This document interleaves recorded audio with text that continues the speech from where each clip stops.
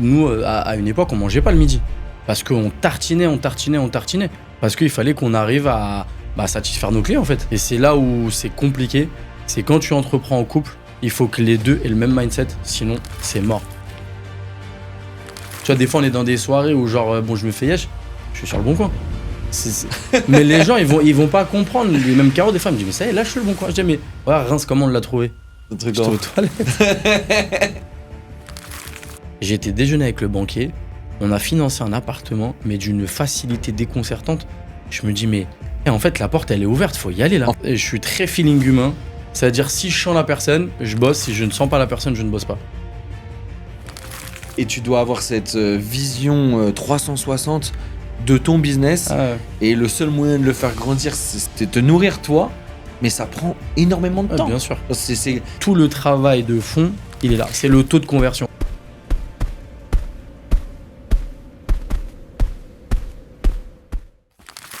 Salut tout le monde, on est en direct de ma chaîne avec Sofiane de GetHost. Salut à tous. Vraiment trop content c'est le premier et ravi de... pas le dernier du coup. Pas le dernier.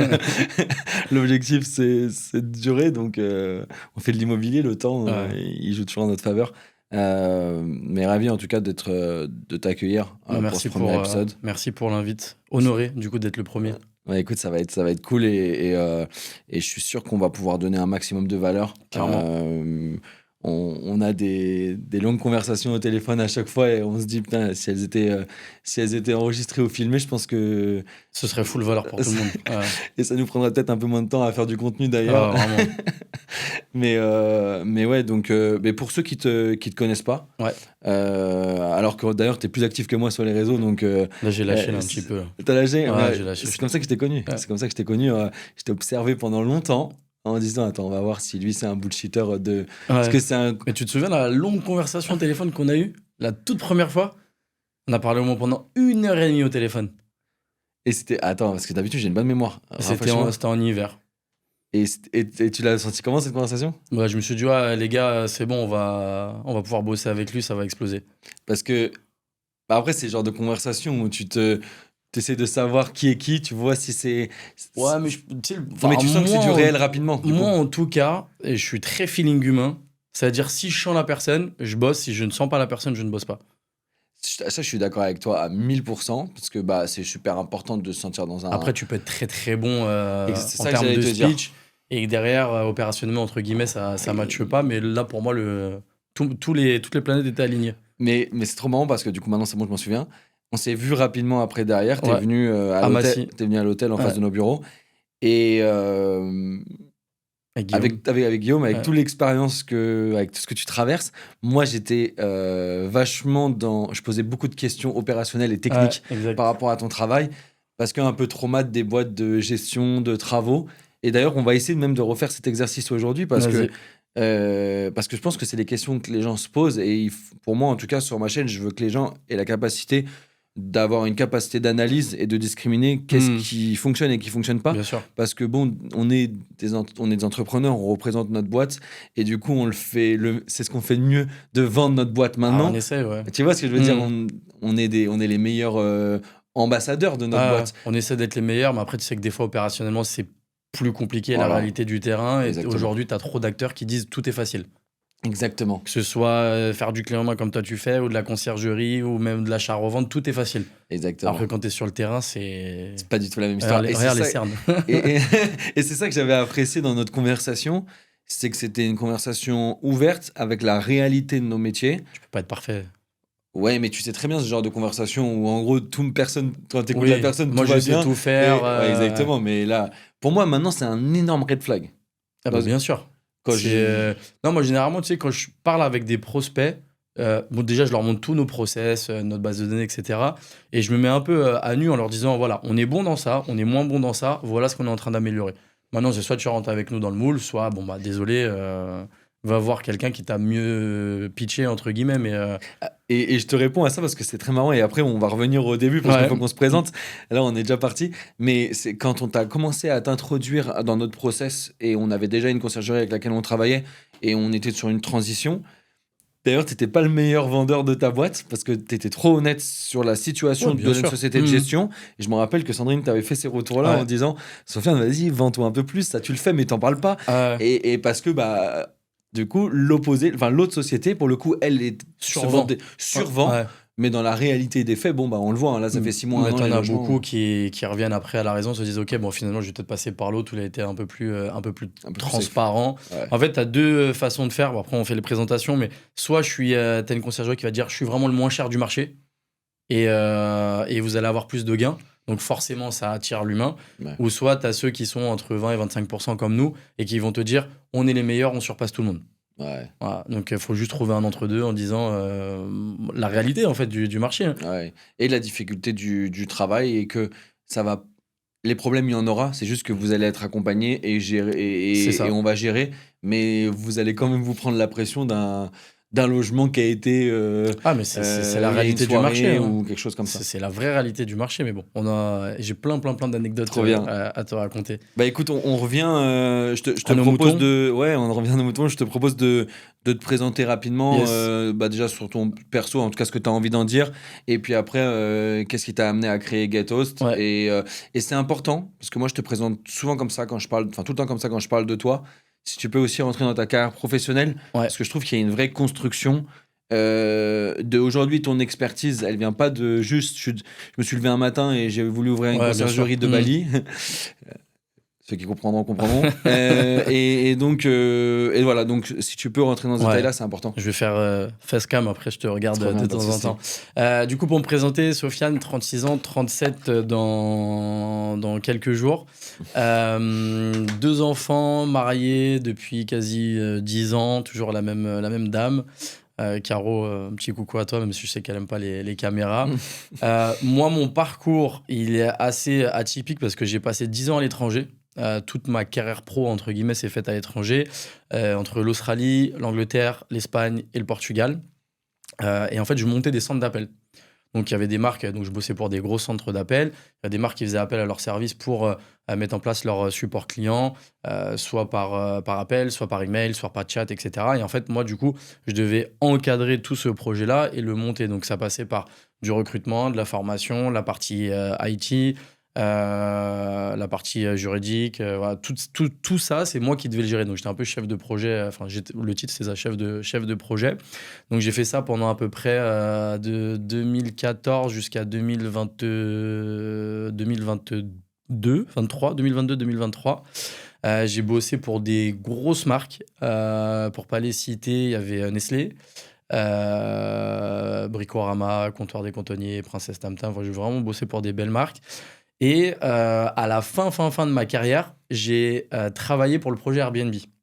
Donc en fait, c'est là où a commencé un peu ces histoires de conciergerie, etc. Et en fait, en rentrant d'Espagne en 2018, je lis ce fameux livre Père riche, Père pauvre. Là, je me prends une claque et je me dis, en fait, il faut que je rentre en France, je prenne le meilleur CDI possible, j'ai un peu d'apport, je vais acheter un premier appartement. Premier appartement, je l'achète de manière catastrophique. Un locataire dedans, avec un petit loyer, enfin bref, en location nue. En termes d'imposition, c'était catastrophique. Par chance, ils sortent. Du coup, je le mets en meublé avec les fameux LMNP, au réel, pas au microbic pour ceux qui font cette bêtise encore. Et je mets quelqu'un que je connais. Grosse erreur. Au bout de 6-8 mois, il ne paye plus le loyer. Donc, moi, je n'avais pas un salaire qui était extraordinaire. Donc, avec Caro, qu'est-ce qu'on faisait le soir ? Uber Eats. On allait livrer des burgers avec les deux plateformes, la Deliveroo et Uber Eats. On se posait le soir après notre journée de boulot au McDo de Noisy-le-Grand. On attendait les commandes, paf, on les prenait, on a livré. On disait on rentre pas tant qu'on n'a pas 100 balles encaissées. C'est ce qui nous permettait, in fine, de payer le crédit de la personne qui nous payait pas. Au bout de 6-8 mois, la personne, elle sort. L'appartement, il était éclaté au sol. Donc, on emprunte de l'argent un peu à droite à gauche pour refaire les travaux. Et dernier recours, c'était viens, on fait du Airbnb. Donc, Caro connaissait de son école à l'ancienne un mec qui faisait de la conciergerie. On lui confie le bien. Ça se passe plutôt bien. Les chiffres sont bons. Mais d'un point de vue service client, moi, ça ne me convient pas. Et c'est là, en fait, mon expérience en centre d'appel, les fautes d'orthographe, ce que j'appelle le tone of voice, c'est un peu la manière de s'adresser aux gens, etc. Ça ne me plaisait pas. Entre-temps, on rebondit un petit peu. On rachète un autre appartement à Reims. Et de base, je vais faire de la colocation. Et Caro, elle me dit, bah, écoute, là, on est au mois de juin, les étudiants, ils n'arrivent pas avant septembre, viens, on fait du Airbnb. Ok, bah vas-y. On commence à cacher un peu les clés à droite à gauche, on trouve un prestat sur place pour nous gérer le ménage, on lui fournit le linge, les consommables, enfin c'est un peu laborieux au départ. Mais on arrive à s'en sortir, on fait des beaux chiffres. On continue, au mois de septembre, on se dit, bah allez, pas d'étudiants, on continue sur le Airbnb. Ça se passe jusqu'à aujourd'hui, on l'a encore l'appartement, ça tourne nickel. Pour donner quelques chiffres, achat à 80 000 euros, 80 mètres carrés, 3 chambres, une salle de bain. On a fait à peu près 20-30 000 euros de travaux. Je crois qu'en tout et pour tout, on a à peu près 135 000 euros de crédit dessus. On paye 626 de mensualité et on rentre à peu près entre 1005 et 2000 de chiffre d'affaires selon les mois. Donc une très très belle renta. Donc du coup, on gère ce bien-là et je dis au mec qui nous gérait l'appartement à Noisy-le-Sec, écoute, on va le récupérer, on va le gérer nous-mêmes. Donc on le récupère, on le gère, tout ça. Et entre-temps, du coup, j'arrive chez Airbnb. Donc je gérais la plateforme de niveau 1, niveau 2 dans le nord de la France et à Romainville. Donc du coup, c'était dispatché entre les deux sur le marché francophone. Donc en fait, il faut savoir que Airbnb délègue 99% de son support client. Ce qu'on appelle le French Speaking Market, ça va être donc du coup la France, le Maghreb et l'Afrique de l'Ouest. Et une partie en Roumanie, enfin tous les pays de l'Est, parce que ça coûte moins cher la main-d'œuvre. Donc c'est pour ça qu'aujourd'hui, quand les gens appellent le support Airbnb, ils tombent que sur des gens avec un accent. Parce qu'au fur et à mesure, ils commençaient un petit peu à réduire la voilure en France, parce que un staff français, ça coûte beaucoup plus cher qu'à l'étranger. Mais garder quand même quelques agents en France pour les super hôtes, etc. Parce que c'est important quand même de garder une image propre en termes pour le French Speaking Market. Et bref, du coup, on se dit avec Caro, bon, viens, on lance Getoast. Donc, on lance la conciergerie. Pendant que tu travaillais chez Airbnb ? Pendant que je travaillais chez Airbnb. Et en fait, ça allait super vite. On commence à poster sur les réseaux. Donc, l'ami d'une amie connaissait quelqu'un qui partait au Canada. Est-ce que vous pouvez gérer notre bien ? C'était laborieux. Serrure connectée, j'avais jamais vu ça de toute ma vie entière. Fallait fournir le linge, etc. C'était tout nouveau pour nous. Vraiment, c'était tout nouveau. Donc, au début, on faisait les check-in physiques. Donc, on se gérait avec Caro entre le ménage et les entrées. Donc, des fois, à 21h, on allait faire les check-in. Après, au fur et à mesure, on a trouvé d'autres alternatives pour automatiser avec les Nuki, là, tu sais, pour ouvrir les interphones. Et en fait, ça s'est enchaîné. Les réseaux sociaux. Au bout de 6-8 mois, on atteint l'objectif de 10-15 000 euros de chiffre d'affaires. Pour moi, c'est le moment d'arrêter mon boulot. Caro, elle faisait quoi à ce moment-là ? Elle était chef de projet chez Fauchon. Je ne sais plus c'est quoi l'intitulé exact, mais elle gérait toute la com de Fauchon. Okay. Du e-commerce, chef de projet e-commerce, c'est ça son intitulé. Donc moi, je quitte mon CDI en premier. Donc, je négocie une rupture co. Donc, du coup, plutôt à l'aise pour booster la boîte. Et allez, 6 mois plus tard, Caro, pareil, elle négocie une rupture co, elle l'obtient. Et on se lance tous les deux dans l'aventure Getoast. Et on est passé de 40 biens à... Là, on doit être à 180, je crois, entre novembre 2022 et là, on est en août 2026. Donc, en 3 ans et demi, on est passé de 1 bien à quasi 180 biens. Dans plusieurs pays. Ouais, entre la France, le Maroc, la Tunisie, le Kenya et potentiellement les Émirats à la rentrée. Okay. Et en fait, aujourd'hui, nous, on fait 0 prospection. Je pense que 70% de nos leads, c'est que du bouche à oreille. Et le reste, c'est les réseaux sociaux. Mais on ne fait pas du tout de prospection. En fait, nous, ce qu'on veut, c'est que notre savoir-faire parle pour nous. Et aujourd'hui, tu vois, les 180 biens qu'on a, les ouvertures dans les autres pays, entre guillemets, ça parle pour nous. Maintenant, comme je dis aux prospects, et je rejoins ce que tu disais tout à l'heure, on n'est pas parfait et on ne le sera jamais. Je connais aucune boîte de conciergerie qui est parfaite. Donc, des fois, on va faire des erreurs, mais on va rectifier le tir et c'est comme ça qu'on apprend. Nous, on a des propriétaires qui bossent avec nous depuis décembre 2022. Ils ne nous ont jamais lâchés. Et au fur et à mesure qu'ils achètent des choses, ils nous ont fait ouvrir à Dunkerque, ils nous ont fait ouvrir à Perpignan, à Limoges, en banlieue parisienne. Pareil, on avait signé une autre personne à Livry-Gargan, un tout petit studio où j'avais du mal à les signer parce que la femme du propriétaire n'était pas convaincue par le Airbnb. Maintenant, elle est complètement OK avec ça. Ils nous ont fait ouvrir à Marrakech. Donc, c'est grâce à eux qu'on a ouvert à Marrakech. Et voilà, aujourd'hui, on a des clients quand même de renommée parce qu'on a des footballeurs, on a des basketteurs, on a des gens de la télé, on a des acteurs, on a des présentateurs télé. Donc, je pense qu'aujourd'hui, notre savoir-faire parle pour nous. Et l'idée, c'est de continuer comme ça. Là, on est quasi 10 dans la boîte. Donc, on a bien évolué. Et, Vous êtes structuré comment, du coup? C'est-à-dire dans la boîte, comment ça... Alors, il y a Caro et moi qui chapeautons un peu tout. Moi qui suis un peu l'image de marque de la boîte, c'est moi qui suis présent sur les réseaux. Ensuite, on a Benoît qui gère un peu toutes les opérations, donc c'est le directeur des opérations. On a Camille, la chargée de compte, qui est en relation directe avec les proprios. Donc, on a des groupes WhatsApp dédiés avec chaque propriétaire. Donc, dès qu'ils ont une question, Camille rebondit. On a Kessan qui est aux réseaux sociaux, donc c'est lui qui nous fait un peu les rushs que vous voyez sur les réseaux. Et on a 5 personnes au support client, du coup, du lundi au lundi, qui répondent de 8h à 23h aux voyageurs. Ok. On a voulu à un moment donné intégrer l'intelligence artificielle, mais je kiffe pas du tout. Après, moi, je suis issu des centres d'appel, donc c'est très compliqué pour moi de me dire que l'IA va remplacer un appel. Parce que nous, l'idée, c'est un problème, un appel. Même des problèmes minimes, tu vois. Par exemple, hier, c'est monnaie courante au Maroc, mais tu as des cafards. C'est la réalité, tu peux pas le nier. Le monsieur me dit, voilà, j'ai retrouvé un cafard dans la cuisine. Un appel. Et là, tu vois, après, le fil conducteur dans les messages Airbnb, t'as l'impression que le mec, il a trouvé un bonbon plus qu'un cafard. Ouais. Parce qu'il a apprécié l'appel. Et les gens te disent qu'aujourd'hui, une conciergerie, c'est 100% automatisable. C'est impossible. C'est un métier 100% humain. En fait, aujourd'hui, tu fais office de syndic et de pompier. Tous les jours, tu gères des problèmes. Là, on a une fuite dans un immeuble. Il faut réparer une charnière qui a été arrachée, des poignées. Et en fait, ça, il faut que ce soit fait tout de suite dans la journée. Parce que, en fait, tu as des entrées, des sorties tous les jours. On tourne, nous, entre 40 et 60 entrées et sorties par jour. C'est énorme. Donc, énorme. Ça te demande une logistique qui est phénoménale. Et c'est pour ça qu'on est obligé d'avoir un peu tout ce monde pour gérer ça.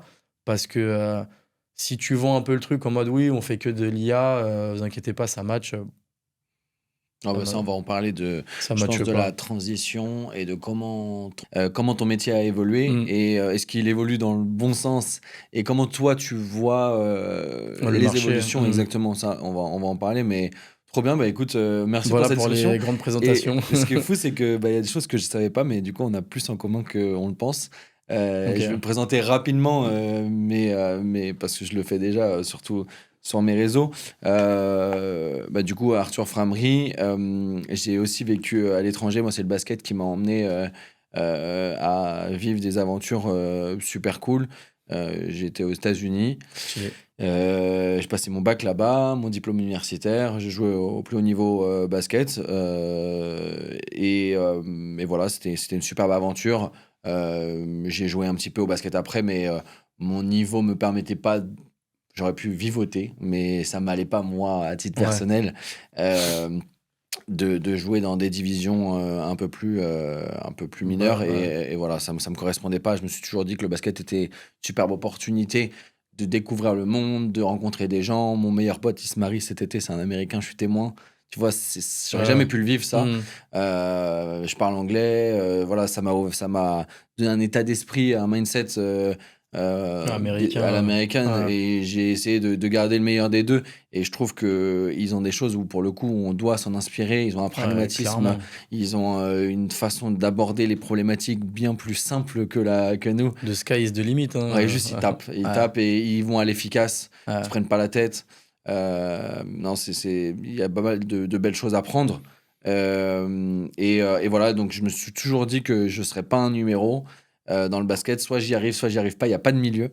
Et donc, je suis rentré, j'ai joué un peu, parce que évidemment, j'étais toujours dans mon rêve. C'est quoi le dernier club où tu as joué ? C'est à la frontière de la Suisse. D'ailleurs, belle transition. Ma femme donc c'était ma copine à l'époque, qui est maintenant ma femme, pareil, ça fait 13 ans. Je suis à la frontière de la Suisse, je suis blessé, et les mecs n'assument pas leurs responsabilités en face, le club. Ils n'assument pas leurs engagements. Je suis en train de craquer, je suis au milieu de rien. Je suis obligé de me mettre sur une fenêtre pour capter avec mon téléphone pour appeler ma femme. Je dis, mais attends, mais qu'est-ce que je suis en train de faire ? Je suis en train de m'infliger une vie qui est pas cool. Enfin, tu vois, c'est pas cool. Et donc, j'avais une pote qui travaillait chez Nike, Laure. qui travaillait pour Nike, qui s'occupait du basket, en l'occurrence, elle participait au K54, ce genre d'événement. Ok. Et moi, j'avais monté un projet associatif à ce moment-là. Je faisais des camps de basket en France pour que les gamins apprennent l'anglais de manière ludique et fun. Et donc, je faisais venir les Américains. C'est-à-dire qu'en gros, c'est ce qu'on appelait à l'époque, dans le jargon de l'événementiel comment dire, et de la... Des vacances qu'on pouvait organiser pour les enfants, c'était les vacances de proximité. Et donc, les gens qui ne pouvaient pas se payer le voyage aux États-Unis, on ramenait les États-Unis à eux. Et ouais, c'est trop bien. Je l'ai commencé dans mon club d'enfance. Et ouais, tu voyais ces grands Renois de 2,3 m, les gens mettre des gros dingues, les gamins, ils comprenaient pas. On habillait tout le gymnase. Donc, même si je venais dans ton gymnase, en vrai, tu reconnaissais même pas ton gymnase. Et il vivait une semaine à l'américaine avec un match d'exhibition à la fin de la semaine, des entraînements toute la journée. Et donc, j'ai fait ça dans mon club d'enfance. Ça a cartonné. Et première année, deuxième année, troisième année, il y a des clubs aux alentours qui me demandent, donc un peu comme toi. Le bouche à oreille, ça fonctionne. Et du coup, cette fameuse Laure me dit, mais mec, t'as un concept de fou. Développe-le et arrête. Qu'est-ce que tu te prends la tête là à vouloir vivre ton rêve de basketteur? T'as jamais joué au-dessus de deuxième division. Un peu dur, tu vois, cette conversation, mais réelle en fait. Et je sais pas ce qui s'est passé dans mon cerveau ce soir-là. Et c'est très marrant parce que ça reste mes décisions et et c'est comme ça que je fonctionne. Et pourtant, j'ai appelé ma mère. Alors que normalement, je fais pas ça. Ouais, on aime bien l'approbation des moments. Mais c'était une des premières fois, tu vois. Parce que je suis parti aux États-Unis sans lui demander son avis. Enfin, tu sais, mais je sais pas pourquoi. C'est peut-être la fin d'un cycle, tu vois. Ouais, une page qui se tourne. Exactement. Et tu dis, allez, on part sur autre chose. Et je lui ai dit, j'arrête. Et j'ai appelé ma femme. J'ai dit, j'arrête. J'ai donné 3 mois de loyer à mon roommate, enfin, mon gars avec qui j'avais pris l'appart, le meneur de mon équipe. Et j'ai tout mis dans les sacs poubelles. J'ai arrêté le basket. Je suis remonté. Et j'ai du coup monté cette boîte. En même temps, je faisais des jobs aussi. Je faisais de l'événementiel. On me payait pour gérer, par exemple, le salon Nissan ou le salon Peugeot. Tu gères 120 hôtesses, tu gères des runners, tu gères de la scène de ménage. Voilà, j'étais bon en organisation, en coordination, je parlais anglais. Ouais, c'était plus simple. Pour moi, c'est la façon de faire de l'argent facilement, rapidement, bien payé. Ça, t'étais en CDI ou Non, que de la presta. Donc, je faisais vraiment des gros billets et ça me permettait de développer ma boîte la semaine. Je travaillais la nuit, je travaillais le week-end. Je faisais des heures de zinzin. Vraiment. Et du coup, là, je suis arrivé avec la même énergie de la outsider parce que moi, j'ai jamais été quelqu'un de talentueux dans le sport. Donc, j'ai juste travaillé. Et je suis arrivé avec la même énergie. Alors, et ça tombait bien parce que ma femme était en études de médecine. Donc, en vrai, elle avait les mêmes horaires, tu vois. Et du coup, on se voyait le dimanche. Ah, c'est top, ça. Magnifique. À dimanche. Et la semaine, c'était 3 heures de sommeil, en vrai, par nuit. Ouais, à peu près. Et on n'a rien sans rien. Ouais, là, c'était obligatoire. Tu vas voir. Et c'est pour ça que ça m'a vraiment parlé, le Uber. Parce que, donc, je monte cette boîte, ça avance. Je mets mon premier, pour venir à l'immobilier, je mets ma première brique, je la mets grâce à Stéphane, qui est aujourd'hui mon mentor dans l'immobilier, qui a débloqué, pareil, quelqu'un que je connais pas, on me l'a mis en relation, c'est un agent immobilier. Moi, je viens pour louer le bâtiment pour ma société, parce que je commence à avoir 12 camions, du matos, beaucoup de collaborateurs, 23 collaborateurs l'année, les bureaux deviennent de plus en plus petits. Je dis, il me faut un bâtiment, il faut que je puisse stocker mon matériel et tout. On faisait du textile, enfin bref, il faut de la place. Et il me dit, mais pourquoi t'achètes pas? Et je le regarde, je lui dis, mais arrête de me blaguer. Ça coûte trop d'argent. Non, tu me dragues. Moi, je viens des quartiers, je viens d'un milieu populaire. La propriété, c'est pas pour moi. Tu vois, il y a ce blocage. Bien sûr. Il y a ce blocage à ce moment-là. Et je suis vraiment en train de lui dire, mais arrête de me draguer. C'est comme si je te disais, ouais, demain, tu vas gagner au loto. Tu vois, toutes les idées que tu es en train de te faire. Dans ta tête, tu te fais des films, tu te dis non, incroyable. Tu vois, cette sensation-là, je veux pas. Il me dit, non, mais tu peux vraiment acheter. Hein. Il prend mes bilans. Ok, tu peux acheter. Évidemment, ma femme, le fait qu'elle soit dentiste, contribuait aussi. Tu vois, c'était la totalité de la. Mais top. Et j'achète mon premier immeuble. On achète notre premier immeuble. Magnifique. Et on découvre un immeuble trop grand. Et donc, par logique juste commerciale, on le divise. Parce qu'on se dit, si c'est trop grand, autant rentrer des loyers. Et donc, on le divise. Et donc, on met des locataires en place. Ça, c'est vraiment le premier pied à l'étrier de l'immobilier. On achète ce bâtiment et... Il était où le bâtiment? À Soleil-Chartreux, à côté de Villebon-sur-Yvette, Ok. dans le 91. Ah, je vois. D'ailleurs, quand je l'ai revendu, mon pote Stéphane qui me l'a revendu, il m'a dit tu me fais chier parce que on avait bien rénové avec goût. Ouais. On a tout fait tout seul, à la masse. Mais on a vraiment fait un truc sympa. Et en 3 ans, 120 000 euros. C'est beau. C'est pas mal. Ah ouais, il m'a dit tu fais chier parce que maintenant tous les voisins ils veulent vendre au même prix. Ah bah ouais. Mais bon, on avait fait un truc sympa. On avait fait un truc sympa, clé en main, le mec qui est arrivé, il a juste pris, il a mis ses meubles. Donc voilà. Et c'est ce qui a déclenché. En fait, on avait envie de cette liberté, tu vois, que tous les deux vous parlez, c'est-à-dire de travailler ensemble et de. Ma femme, elle était pas heureuse dans son taf. Et je lui ai dit, ok, t'es pas heureuse dans ton taf, donne-moi 3 ans. Parce que quand tu disais dentiste et que t'arrivais en banque, c'était le mot magique. Bah oui. Je lui ai dit, il faut que tu me donnes 3 ans. Moi, j'avais la chance que cette boîte, elle tourne très bien sans moi. Et donc, pendant 2 ans, j'avais pas besoin de travailler et je prenais un salaire. Ok. Et donc là, je me suis mis à fond dans l'immobilier. Ok.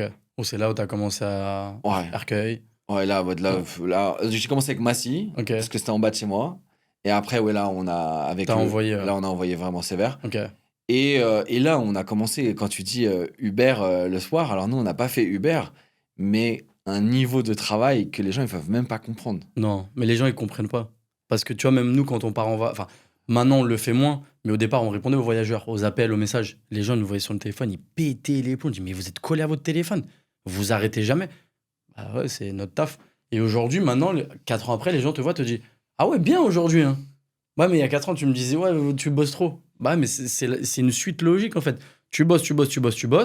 Et ensuite, tu récoltes les fruits du travail. Mais je sais pas comment. C'est intéressant d'ailleurs, on peut parler de ça, c'était à l'aise, mais pour moi, pour ma femme, c'était compliqué. Parce que elle voyait ses amis, elle voyait ces gens autour d'elle, même si elle croyait en notre projet. On était à fond. Ouais. Mais la journée, elle travaillait encore en tant que dentiste. Le soir, on mangeait et on rouvrait la table. Et on était sur la table à manger, à travailler jusqu'à 3h, 4h. Et il faut repartir le matin. Il n'y a pas le choix.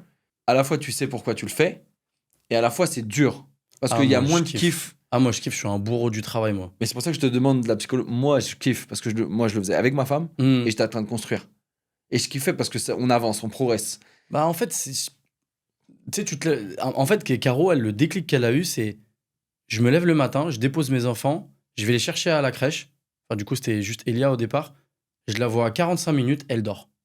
C'est-à-dire, dans une journée de 24 heures, j'ai vu ma fille 1h30. Ouais, parce que tu passes 1h15 à l'aller pour aller au boulot, 1h15 au retour. Donc, tu rentres, tu fais à manger, tu douches ta fille, tu lui livres, merci, salut. Je me dis, je peux pas faire ça. Donc, du coup, c'est cravache. Et aujourd'hui, on vit correctement. Sachant qu'on a aussi créé une autre boîte à l'Oléa, là, je sais pas si tu as vu. Ouais. Ça, on l'a créé aussi parce qu'il y avait un vrai besoin. Et ça rejoint un peu ce que je faisais avant, les centres d'appel. Et du coup, ça, pareil, on a de la demande à mort. Mais c'est intéressant, en tout cas, je trouve que c'est avoir le mindset du travail. Ouais, les gens ne l'ont plus. C'est un sujet qui est intéressant quand même parce que... Mais même, tu vois, c'est quand même une énergie différente entre l'énergie masculine et féminine. Et j'ai l'impression, en tout cas, moi, je le vis. Et c'est pour ça que je voulais en parler avec toi, de se dire comment, sur la durée, je sais qu'il y a des moments où c'est dur. Je sais qu'il y a eu des moments où c'est dur. Bien sûr. Parce qu'à la fin, en termes de rythme... Ah, t'es dans un rythme qui est soutenu à mort. Nous, à une époque, on mangeait pas le midi. Parce qu'on tartinait. Parce qu'il fallait qu'on arrive à satisfaire nos clients, en fait. Et malheureusement, t'es obligé de... Enfin, moi, je pense que t'es obligé de passer par là pour réussir. Il y a vraiment pas de mystère. Ouais. Mais par contre, et c'est là où c'est compliqué, c'est quand tu entreprends en couple, il faut que les deux aient le même mindset, sinon c'est mort. La nana ou le mec qui te dit, moi, c'est mort à 18h, faut que je sois devant la télé. Ah oui, là, c'est mort. Ça matche pas. Ça matche pas du tout parce que, en fait, la personne qui veut avancer, l'autre, elle va pas comprendre pourquoi elle bosse jusqu'à minuit. Ouais. Donc... Tu dirais que ça vous a renforcé ? Ouais, de fou. Votre relation ? Ouais, on a des projets communs, donc du coup, tu sais, t'es dans le même bateau. On s'aimait d'amour, mais là, on s'aime d'amour plus. Ah ouais. Moi aussi, c'est ce que je dis parfois quand c'est dur.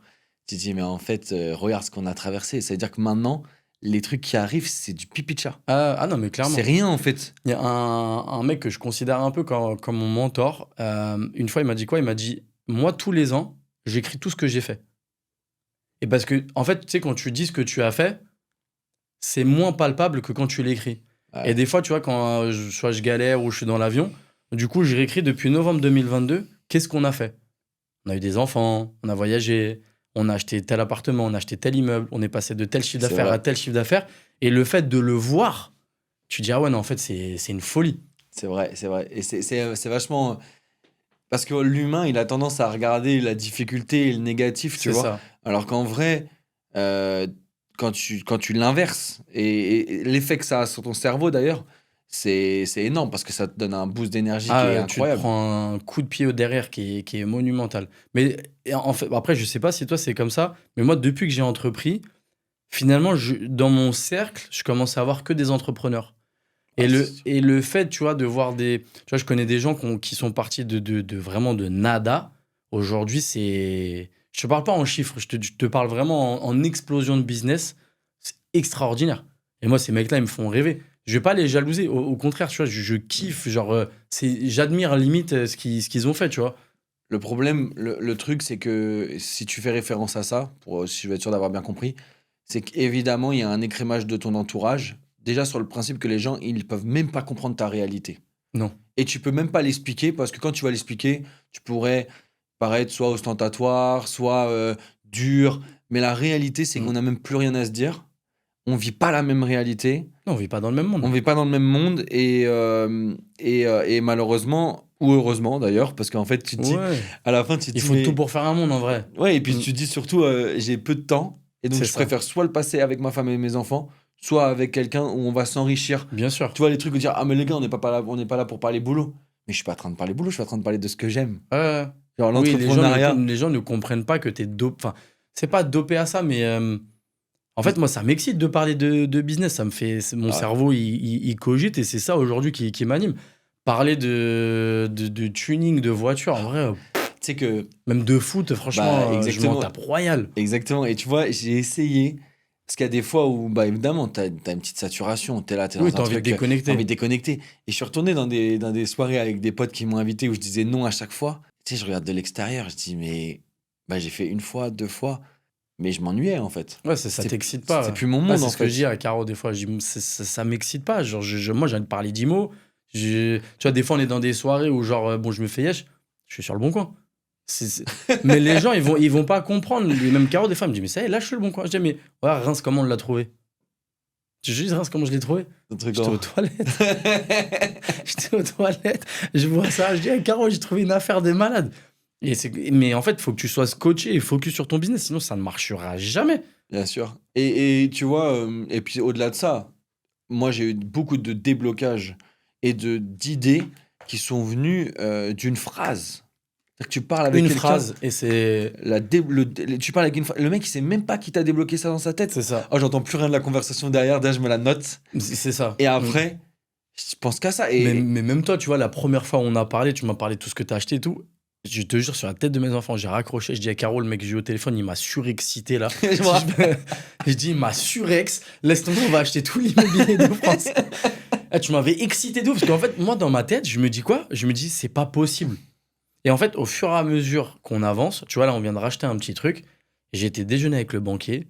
On a financé un appartement, mais d'une facilité déconcertante. Je me dis, mais en fait, la porte, elle est ouverte, faut y aller là. En fait, t'as compris que c'est juste... En fait, c'est toi. C'est comme quand toi, tu te positionnes devant le banquier, c'est comment dire, ton mindset quand t'arrives devant le banquier. Si tu sais que c'est possible, ouais, c'est possible. Il m'a ni demandé combien je me versais. Il m'a ni demandé mes trucs d'impôts. Rien. Je suis venu avec mon pitch. Voilà les chiffres que je vais faire. Voilà ma boîte, ce qu'elle fait aujourd'hui. Voilà. Une semaine après, ouais, salut. C'était juste après la défaite de la France. Ouais, salut Sofiane, c'était Axel, juste pour dire que c'est bon pour nous pour le projet à Villiers. Ok, magnifique. Et en fait, je me dis, mais en fait, je vais aller en signer 14 des projets comme ça par mois. C'est tourné. Alors, il n'y a pas que l'énergie, parce que sinon. Oui, sinon, ce serait trop facile. Ce serait trop facile, mais t'as fait le taf. C'est-à-dire que vous êtes entrepreneur. Vous n'avez pas le dossier le plus parfait du monde. C'est une réalité. Hein. Tu lui donnes des salaires TNS qui peuvent changer tous les mois. Enfin, c'est pas magique non plus. Hein, il m'a même pas demandé ça. Même ça, il me l'a pas demandé. C'est fou. Et donc, on voit que l'humain reste quand même au cœur de la décision. Il faut aller au CIC. Après, ça, c'est les banques régionales, c'est incroyable. Quand tu fais du CIC, crédit mutuel, crédit agricole, c'est top. Un peu de caisse d'épargne en fonction des régions, Dès que c'est la caisse régionale, c'est leur décision. C'est ça. Mais le CIC, c'est incroyable. CIC, moi, il m'a imprimé devant moi. Ils peuvent imprimer les offres en agence. Ouais, mais moi, c'est ça. Je suis parti, j'ai écrit les trucs, là, trucs de caution, machin. J'ai signé, merci, ciao. Et c'est fou, alors que les autres, il faut le recevoir chez toi, ça arrive du siège. Non, c'est compliqué. Et en fait, c'est la croyance que moi j'avais de l'achat à répétition, entre guillemets, en te parlant à toi, en parlant avec un mec avec qui je suis associé aussi, je me dis, mais en fait, tout est possible. Et là, du coup, je suis en mode projection. Bah là, l'idée, c'est d'acheter entre 5 et 10 logements par an sur 12-15 ans. C'est-à-dire que dans 12-15 ans, dans ma tête, c'est les enfants auront entre 15 et 20 ans. 15 et 20 ans, on peut souffler, on peut lâcher, on peut payer des grosses études, on peut leur offrir un appartement pour qu'ils aillent, je sais pas, bosser sur pas n'importe quoi. Mais en fait, dans ta projection de 10-15 ans, je me dis, ok, mon parc, il sera payé à 80%, j'ai deux options. Soit je finis de le payer et j'ai des revenus locatifs à foison, soit je revends tout, j'ai un capital, qu'est-ce que je fais? C'est super intéressant. Moi, ma stratégie là-dessus, c'est... En fait, pour moi, l'immobilier, c'était un véhicule pour accéder à cette liberté financière. Alors, pas la liberté financière / Dubaï qu'on pourrait te vendre. Vraiment d'avoir cette liberté de faire ce que tu veux. C'est ça. Continuer à entreprendre, kiffer. Le matin, tu vas aller au sport à 10h, tu peux, il n'y a personne qui va te crier dessus. Exactement. Et la réalité, c'est que l'immobilier est un véhicule incroyable pour changer d'échelle sociale. Parce que le levier bancaire, c'est vraiment c'est la base. Après, moi, je le vois dans la communauté un peu musulmane, tu as le levier bancaire qui est très compliqué. Parce que ça va... Oui, mais ça va à l'encontre. Et là, du coup, c'est un peu plus complexe. Mais aujourd'hui, celui qui utilise le levier bancaire... Enfin, moi, j'ai sorti de... Pas pour acheter une voiture, hein, pour acheter de l'IMO. Bien sûr, acheter de l'IMO. Mais moi, j'ai passé les échelles sociales comme ça. Hein. Il n'y a même pas d'autre débat. Tu mets 30 000, on te donne 300. Ah ouais. Attends, et là, c'est 10% d'apport, mais tu me dis que tu fais de l'acte en main, on peut mettre moins que les 30 000. Ah, ok. Je te parle pas de différer, des machins. Je vais pas. Il y a plein d'autres façons, parfois exotiques, mais de pouvoir aller recréer son apport le plus rapidement possible pour pouvoir continuer. Et là, continuer à me donner de l'argent. Non, c'est incroyable. Mais par contre, si j'avais voulu être rentier sur un placement financier, c'est pas mes pauvres 30 000 euros. Alors, les intérêts composés, c'est incroyable. Mais avec 30 000 euros, je vais faire quoi? Je vais rien faire. Par contre, si je me crée un capital. C'est pour ça que je te fais référence à ça. Dans 15-20 ans, là, tu rigoles tout seul. Là, tu vois, on s'est amusé à faire on met en place des stratégies pour des clients et on calcule un peu la roadmap de quand est-ce que lui, il veut être libre financièrement et combien il veut par mois. C'est simple. Quand on fait une levée sur 2 millions d'euros d'IMO, sur l'immeuble de rapport par exemple, il a juste besoin de rembourser 6 ans. Je cash out, je gagne 16 ans dans ma quête d'être libre financièrement. 16 ans. Cet argent, il est placé 16 ans. C'est juste incroyable. Le bond que ça me fait en avant. Tu vois? Et moi, je le vois comme ça. L'immobilier, c'est la base. De toute façon, toutes les personnes aujourd'hui dans ce monde qui ont entrepris, qui sont multimilliardaires, millionnaires, pose-leur la question s'ils ont de l'immobilier ou pas. Je pense que 90% ils vont te dire oui, peut-être 10% non pour X ou Y raison. T'as les nouveaux. Les nouveaux, c'est comme il y a les startups. Le truc, c'est qu'il y a eu les startups la startup. et le truc, c'est qu'il y a des gens qui ont fait des très très beaux exits avec les SaaS, avec. Donc, ça, c'est nouveau millionnaire undertally grâce à tout cet écosystème startup. Mais pareil, c'est comme les entrepreneurs successful, ils le sont pas avant 30 ans. Oui, bien sûr. Tu regardes les mecs, il y a quand même un certain âge, tu vois. Ça prend du temps. Ça prend du temps. Au bout d'un moment, c'est... Tous ceux qui te vendent aujourd'hui, en moins de 3 ans, tu peux devenir millionnaire ou prendre 15 000 balles par mois sans rien faire, ça n'existe pas. Non, tu vois bien, ça fait combien de temps que tu entreprends 2022, novembre 2022. Tu vois, moi, ça va faire plus de 10 ans, là. Ouais. Mais t'as de la bouteille, déjà. Mais en fait, c'est que ça. Tu sors j'ai monté 2 grosses boîtes. Là, je suis sur un 3e cycle. Ça fait 12 ans, d'ailleurs. Une première 7 et l'autre un peu plus de 5. Donc ça, c'est des cycles un peu qui sont normaux de structure. Mais l'apprentissage, il est incroyable. Ah ouais. Juridiquement, fiscalement. Mais c'est tellement dur. Comptable. En fait, un entrepreneur... Ouais, c'est la France. Un entrepreneur en France, il doit être multicasquette. Mais Alors, nous, aujourd'hui, on a de la chance d'être hyper bien accompagnés juridiquement et comptablement. Mais sinon, c'est trop compliqué. Ouais, c'est compliqué. Et tu dois avoir cette vision 360 de ton business. Et le seul moyen de le faire grandir, c'est de te nourrir toi. mais ça prend énormément de temps. Bien sûr. C'est vraiment j'ai beaucoup de parallèles avec le sport de haut niveau. Avant d'être game ready, de pouvoir performer, il y a énormément de travail en fait. T'as la préparation mentale, t'as la préparation physique, t'as la préparation technique de ton sport, t'as la préparation tactique. À un moment donné, moi sur les réseaux, j'avais pris un créneau, bon après que j'ai stoppé, mais en gros je voulais rentrer en guerre contre les mecs qui vendaient les conciergeries clés en main.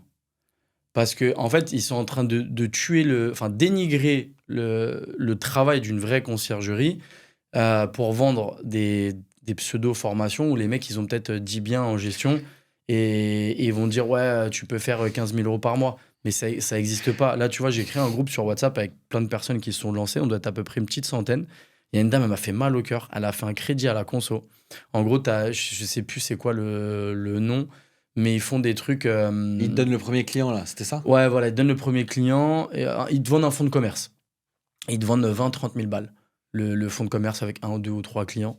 Et la dame, elle a fait un crédit à la conso. Et elle m'appelle. Elle me dit je suis dépité. Je rentre pas d'argent.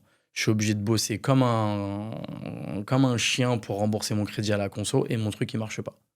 Je dis mais renseignez-vous avant de faire des trucs comme ça. Ah ouais.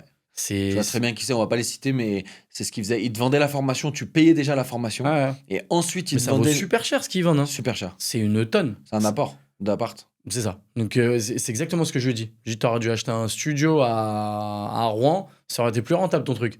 Ouais. Mais d'ailleurs, on va pas le citer, mais la personne dont tu parles là au début, c'était mon premier partenaire avec la boîte de clés en main. Okay. Parce qu'au début, il était dans le concret, ce mec. Il était sur le terrain, ils étaient 2 sur l'île de France. Ah oui. Non, mais c'est pas à lui que je pensais, c'est à d'autres. C'est pas mais tu vois de qui je parle. Et du coup, il était dans le concret au début et j'aimais beaucoup parce que il avait comme d'ailleurs notre relation qu'on a nous, c'est-à-dire que dès que je faisais un retour constructif, c'était mis en application. Ouais, bien sûr. Et il a shifté sur le modèle de. D'ailleurs, il a été à Bali, donc shiftage. Ouais. Et ça, comme tu dis, le problème, c'est que les gens, on a tous une fâcheuse tendance à aller chercher le facile. Ouais. Et donc, on leur a dit, la conciergerie, tu peux l'automatiser, oui. Tu charges. Mais leur modèle, c'était quoi? En fait, ils mettaient tout sur la femme de ménage, sur la société de ménage. Ouais.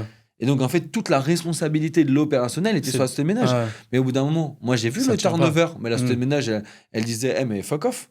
Tu me payes pour le ménage. Tu me payes pas pour les allers-retours, pour faire les travaux, pour gérer ici, pour ça. Paye-moi mes allers-retours. Et d'ailleurs, toi, parce que moi, je me suis toujours dit, est-ce que son modèle pourrait être successful s'il rémunère correctement la société de ménage? C'est-à-dire que pour être l'opérateur sur place, pas de problème, c'est elle mes yeux sur le terrain. Ouais. Et du coup, je la rémunère en plus de ses prestations de ménage quand elle fait d'autres prestations annexes. Est-ce que tu penses que c'est un modèle qui tient? Tu as 2 typologies et justement, cette typologie-là, elle est en train de disparaître. Tu avais la conciergerie avec des city managers. En fait, la conciergerie, ils prenaient les contrats et ils déléguaient à des city managers qui, eux, étaient garants du coup du logement. Ils géraient les messages, ils géraient le ménage, ils géraient les entrées, les sorties, bref, ils géraient vraiment tout. C'est-à-dire que la conciergerie elle signait les contrats et elle déléguait un city manager et lui prenait une mini-com sur la grosse com. Ça, les grosses conciergeries fonctionnaient comme ça au départ. Voilà. Mais là, acheté par Airbnb. Exactement. Tout ça, mais là, du coup, ce modèle-là, il disparaît. Parce qu'aujourd'hui, les clients, qu'est-ce qu'ils veulent? Ils veulent un interlocuteur. Ils n'en veulent pas 14. Parce que du coup, à un moment, qu'est-ce qui se passait? C'est que le city manager, il avait un gros parc et ça partait sur un centre d'appel à Madagascar. Donc, dès qu'ils appelaient, oui, bonjour, j'ai vu sur la facture, il y avait ça et ça et ça.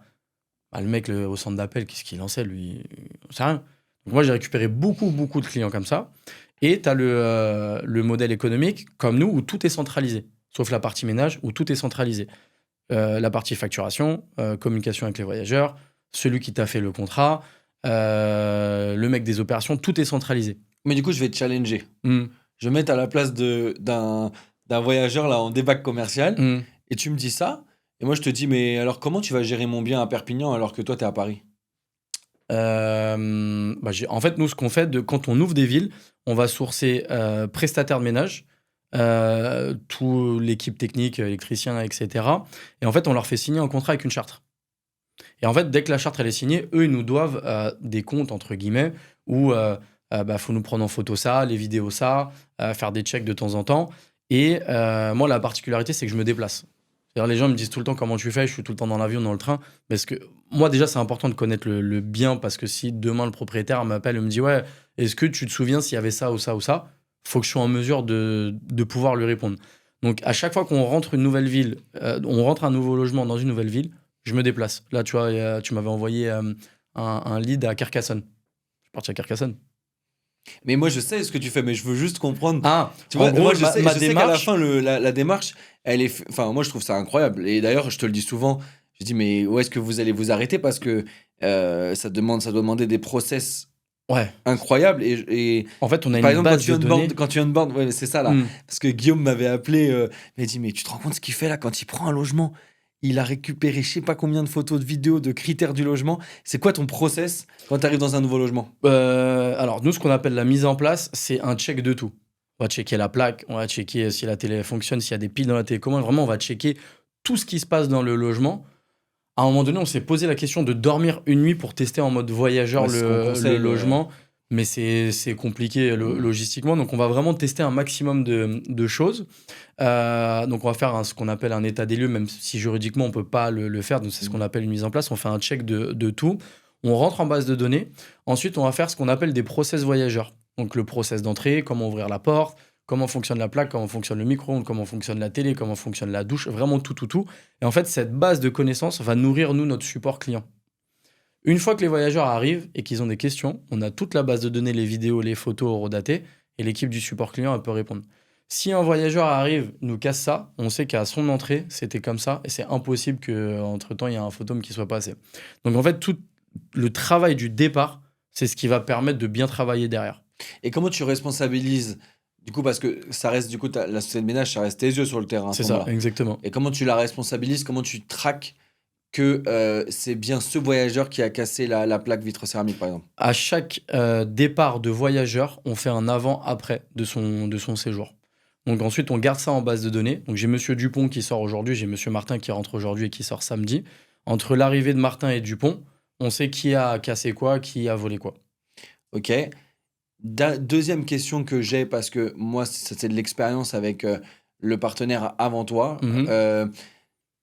Comment tu t'assures, parce que moi, je livre un bien neuf. Alors, il y a potentiellement peut-être des améliorations, des choses et qu'on gère d'ailleurs dans le quotidien, mais comment tu gères la vétusté du bien? Parce qu'il y a des endroits où, par exemple, quand tu vois des logements thématiques / love room, où tu as quand même une grande consommation, c'est-à-dire que tu as des nouveaux voyageurs tous les jours. Tu as un gros turnover. Donc il y a évidemment l'usure est un peu plus importante. Si c'est que la société de ménage qui est tes yeux sur le terrain, comment toi tu constates l'usure? C'est quoi tes KPI sur le fait que le logement a besoin d'un rafraîchissement? En fait, tous les 6 mois, nous déjà d'office qu'on fait, en fait, nous on considère que tous les 6 mois il y a une nouvelle saison, hiver et été. On dit au proprio, voilà, on va bloquer pendant 48 heures le logement, on va faire un check complet de tout et on va faire ce qu'on appelle un deep clean, nettoyage des canapés, des sols, matelas, vraiment tout pour remettre d'aplomb le logement. Et si on s'aperçoit qu'il y a des défaillances, en fait, les défaillances, tu vas les voir avant. S'il y a une fuite, la plaque, elle fonctionne pas. Après, tu as des petits rafistolages à faire, un coup de peinture, remettre une prise correctement. Ça, soit tu le fais au fur et à mesure parce qu'on nous l'a signalé, ou soit tu fais un gros deep clean et un gros 360 tous les 6 mois. Et comme ça, le logement, il reste d'aplomb tout le temps. Maintenant, tu vas avoir des choses comme les chasses d'eau, ballons d'eau chaude, le problème de oui, Wi-Fi. Ça, c'est des événements que tu vas gérer. Récurrent que tu gères en permanence. Mais l'entretien en tant que tel, c'est au quotidien, avec les équipes de ménage sur place et la charte que nous, on leur demande de suivre. On reçoit entre 30 et 50 photos à chaque check-out. Donc, je peux te dire que tu as le temps de voir ce qui se passe. Et en fait, nous, on leur demande, par exemple, de soulever le matelas pour voir les lattes, si elles sont cassées ou pas cassées, tirer le canapé derrière s'il n'y a pas de l'humidité. Tu vois, c'est toutes ces choses-là qui vont permettre d'anticiper soit des mauvais commentaires ou des voyageurs pas contents. Maintenant, tu pourras jamais tout voir. Même si moi, demain, je vais faire la mise en place de quelque chose, il y a des choses que je vais forcément louper parce que je reste qu'un être humain. Et c'est soit on va faire appel entre guillemets, aux voyageurs, c'est-à-dire le fait qu'il ait séjourné, il a vécu dans le logement, on va avoir son feedback sur ce qu'il a amélioré. Et là, du coup, on fait une proposition au propriétaire, ou sinon, tous les 6 mois, c'est deep clean et on retape tout. Ça, je pense que honnêtement, c'est game changer. Moi, je travaillais avec conciergerie, et en gros, elle mettait jamais les pieds dessus. Enfin, elle mettait jamais les pieds dans mon appartement. J'ai récupéré mon appartement mes appartements dans des états catastrophiques. Tu vois, et le truc, c'est que la seule chose que toi, tu peux faire en tant que propriétaire, c'est regarder tes commentaires. C'est ça. Et après, tu vois si tu commences à avoir des plaintes. Mais les commentaires des voyageurs, ils sont trop importants. Et nous, c'est pour ça qu'on aime parler avec eux. Tu vois, l'IA, pour moi, n'a aucun intérêt. Parce que le fait de parler avec un voyageur, tu vois, de sympathiser avec lui, il va dire, oh, voilà, je suis un peu déçu, il y a ça qui va pas. Tu prends en considération ça et tu améliores. Le prochain voyageur, il pourra pas se plaindre de ça.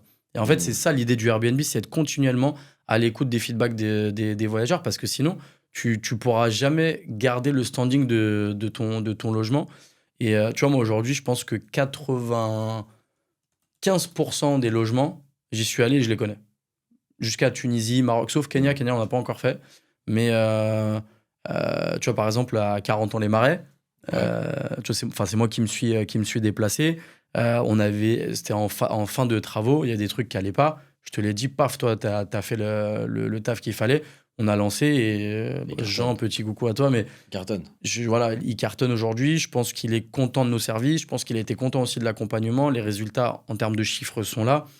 Et si tu veux, aujourd'hui, nous, c'est ce qu'on veut en termes de partenariat. Je ne veux pas récupérer une tente dans un jardin. Je veux récupérer un logement qui fonctionne, que nous, derrière, on peut exploiter de manière optimale, aller chercher du chiffre et répondre à vos attentes en termes de chiffres que vous avez prédit aux propriétaires. Et finalement, c'est une machine qui tourne derrière. Et d'ailleurs, c'est intéressant, j'ai une question là-dessus, c'est toi, quelle est la différence quand tu prends un bien d'un particulier comme ça en classique ou quand nous, on te l'amène sur du clé en main? Quelles sont les différences et en quoi... Tu as deux types de particuliers. Le particulier qui vient de se lancer dans l'immobilier et qui a plus 1 euro et même le Wi-Fi, il peut plus le mettre. Donc, t'as ça? Ouais, j'en ai. C'est-à-dire qu'il n'a pas fait ses prévisions au départ correctement, donc là, il est à sec. C'est ça. Donc, moi, j'essaie d'être le plus transparent possible. Voilà, le chiffre d'affaires qu'on peut atteindre sur votre fonds de commerce, avec ça, en moins, ça va être compliqué. On va y aller crescendo. Une fois que vous avez récupéré de la trésor, on réinvestit dans ces trucs-là. Ça m'est déjà arrivé d'investir pour le propriétaire et de récupérer après. Je le fais de moins en moins parce qu'on a des ardoises comme ça. Et tu as le propriétaire qui est à l'écoute et qui te dit, moi, tout ce que vous me dites, je suis OK pour acheter. L'idée, c'est que mon fonds de commerce, il tourne. Donc moi, aujourd'hui, je parle beaucoup de fonds de commerce aux propriétaires parce que c'est ce que c'est aujourd'hui réellement. Et je prends souvent l'exemple de soit du boulanger qui ouvre ou un coiffeur. Quand tu arrives dans une ville et tu ouvres ton salon de coiffeur, tu fais pas 15 000 coupes à la première journée, ni sur la 10e. Ça prend du temps de faire ta clientèle. Exactement. Et ben Airbnb, c'est exactement la même chose. Donc, tu vas commencer par faire des offres, avoir les premiers feedbacks, améliorer ton logement, rajouter des équipements. Et moi, si tu veux, on essaye d'atteindre l'objectif du chiffre d'affaires de la première année sur 8 mois. Donc, on a entre 1 mois et 7 mois pour travailler sur le fonds de commerce, récolter les feedbacks, voir les choses qui vont et qui vont pas. Et à partir du 8e mois, on peut commencer à avancer. C'est bien, moi, je leur dis 3 ans.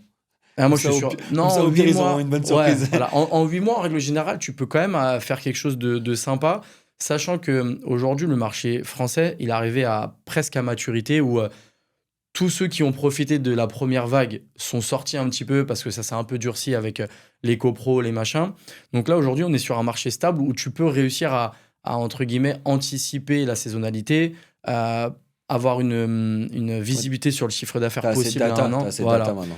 Et aujourd'hui, nous, on est en mesure, sur 8-10 mois, de dire, voilà, dans 12 mois, on va pouvoir atteindre, sur la première année, vous allez atteindre ce chiffre d'affaires-là. Mais ça passe par des offres commerciales au départ. Ça passe peut-être par stopper la croissance, entre guillemets, réinvestir de l'argent dans X ou Y équipements, et après, on repart. Du coup, le fait de travailler, quand nous, on t'envoie un bien en clé en main, c'est que tu n'as pas les étapes c'est 100% facile. De le faire progresser au fur et à mesure. Ouais. Là, tu arrives directement avec un produit terminé. Tu arrives sur un truc hyper sexy qui plaît sur le marché. Et après, c'est à nous de faire le job, de bien le commercialiser, de le mettre en valeur sur les plateformes, de mettre les bons wordings sur les plateformes, de chouchouter les clients. Généralement, ce que Ben fait sur les 3 premières réservations, call out. Est-ce que vous êtes bien arrivé? Est-ce qu'il y a des choses qui ne vont pas? Et en étant transparent avec les voyageurs. C'est un appartement qu'on vient de lancer. S'il y a des choses qui ne vont pas, n'hésitez pas à nous le dire. Nous, on est là pour s'améliorer. C'est pour ça qu'aujourd'hui, vous payez entre guillemets pas cher la prestation, parce qu'on a aussi besoin d'avoir vos feedbacks. Mais il faut être transparent avec ces gens-là. On sera jamais parfait. Le logement sera jamais parfait. Tu peux avoir des imprévus. La clim, le ballon d'eau chaude qui va pas, un problème d'électricité parce que en mettant toutes les lumières, la clim, la salle de bain, le machin, le truc, y a tout qui explose. Et je trouve qu'en étant transparent avec ces gens-là, derrière, ils te le rendent. Bien sûr. En tout cas, moi, je suis vraiment content de notre partenariat. Pourquoi ? Parce que, tu sais, au début, nous, quand on monte le projet, on projette une vision sur un PDF. Ouais. Ça devient concret quand il devient propriétaire, quand il a le financement, quand on fait les travaux. Mais il n'a pas encore encaissé l'argent. Ouais. Et le niveau de stress de certains clients qu'on t'a envoyés, tu te le manges aussi toi d'ailleurs. Ah ouais, bien sûr. Ouais. Et tu te manges il shift la responsabilité des chiffres qu'on a projetés nous. Parfois, qui me demandent de confirmer. Ouais, bien sûr, mais c'est OK. De toute façon, on se base sur les mêmes outils. Donc, les outils qui sortent la data. Mais oui, mais en tout cas, c'est ce travail d'équipe qui fait que toi, tu vas venir mettre en application parce que vous avez construit. Bah ouais, sur la science des prix, sur tout ça. Et pour nous, c'est super important d'avoir quelqu'un de solide sur cette partie-là parce que moi, je suis à peu près sûr de ce qu'on a fait en termes de chiffres, en termes de prévisionnel. Mais si j'ai une pipe derrière, qui te met un prix fixe à 30 balles la nuit, t'es mort. Je suis mort. Je suis mort. Et quand je vois, pareil, des prestats, mais ça remonte à longtemps, mais quand tu vois leur stratégie de prix qui est uniquement à l'urgence, aucune. Je disais, mais c'est un métier. C'est un métier. La science des prix, le yield management. C'est un métier. C'est un métier. Genre, tu vas à groupe Accor. Les gens qui gèrent les prix des hôtels, c'est ça. Il y a des spécialistes. Moi, ce que je regarde aujourd'hui, c'est ce que je dis aux propriétaires. Et pour moi, c'est le truc qui parle le plus, c'est le taux de conversion. C'est-à-dire, je vais regarder les stats le nombre de personnes qui rentrent dans mon magasin, sur mon annonce, versus le nombre de personnes qui repartent avec une réservation. Et en fait, tout notre travail découle de là. C'est-à-dire, si j'ai un taux de conversion catastrophique, soit c'est le prix, soit c'est l'annonce, soit c'est le wording, mais il faut creuser. Ouais, faut comprendre. Faut creuser, et c'est là, en fait, le travail d'une conciergerie. C'est pas juste répondre à des voyageurs, l'adresse du logement est là, faut monter à tel étage, récupérer. En fait, tout le travail de fond, il est là. C'est le taux de conversion. Les gens vont te parler de taux d'occupation, ça sert à rien du tout. Je peux t'avoir un taux d'occupation à 100% avec des prix à 15 balles la nuit. C'est nul. Tu vas être très content. Aujourd'hui, il vaut mieux avoir un taux d'occupation à 75%, tu fais une vingtaine de nuits, avec des prix plus élevés. Bien sûr. Et d'avoir des voyageurs qui vont respecter ton bien. C'est ça. Ouais. Plutôt que de tartiner à avoir 100%, et au final, t'as de la consommation, t'as de l'usure, et t'es moins rentable. Donc en fait, pour moi, le point, vraiment le KPI, la target à avoir, c'est le taux de conversion. Merci d'avoir écouté cet épisode. S'il y a une chose que je veux que tu retiennes, c'est que le bon moment pour commencer à investir, c'est maintenant. Pas quand tu auras tout compris, pas quand tu te sentiras parfaitement prêt. Le marché bouge et les opportunités aussi. Et ceux qui avancent sont ceux qui passent à l'action. Peu importe la manière, seul, accompagné ou avec une solution clé en main, l'important c'est de commencer et de construire ton patrimoine dès aujourd'hui. Si tu veux aller plus loin, abonne-toi au podcast et retrouve juste en dessous toutes les ressources pour avancer à ton rythme. À très vite pour le prochain épisode.